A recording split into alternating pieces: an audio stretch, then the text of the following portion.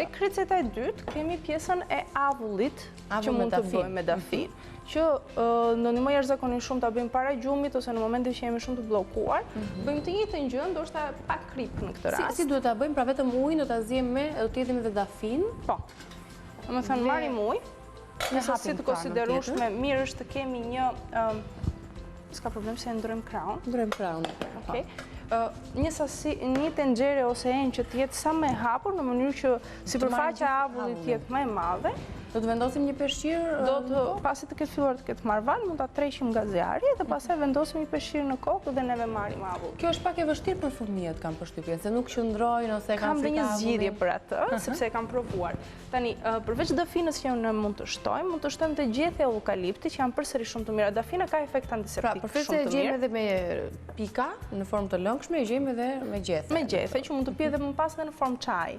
Por, nëse ka të bëjë për rrugët respiratore, kryesisht është më e mirë fleta e eukaliptit. Ndërkohë edhe dafina ka funksion shumë të mirë për pjesën e sipërme aspiratore, por eukalipti ndihmon jashtëzakonisht edhe për fëmijë që kanë prirje për astma ose kanë kriza astme, kështu që pirja e çajit në formën e çajit, marrja në formën e vajit, por jo në sasi shumë të madhe sepse mund të krijojë efekte anësore si dhimbje barku, debulezë, provokime për të vjella, nëse ne teprojmë tek të rriturit te 3.5 ml.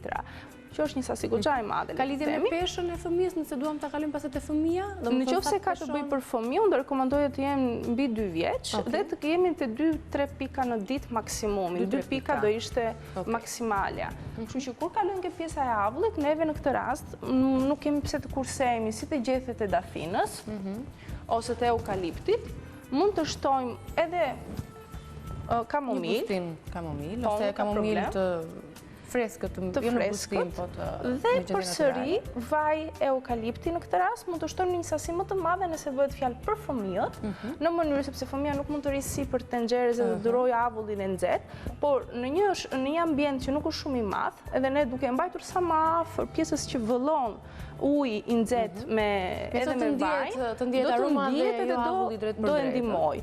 Por tek fëmijët mund të përdorim edhe pjesën kur ne i bëjmë banjo, që ne mund të vëmë edhe afër dushit, në një enë, edhe gjethe eukalipti ose dafine, ajo do nxjerr avull, të cilat do jenë prekur edhe fletët e bimës. Dhe ato lëshojnë aromën, të paktën gjatë kohës së banjës mund të jetë. Pra dy opsione, te kuzhina për shembull, ose afër te pjesa e kuzhinës ku gatuhet, aty të vendoset tenxheria me gjethet e eukaliptit bashkë me pjesët e tjera, përbërës të tjera që ne i sapo i përmendëm dhe mund të jetë një zgjidhje sepse ka fëmijë që nuk të rinë mbi tenxhere për të bërë atë avullin e duhur. Mjafton të rinë afër.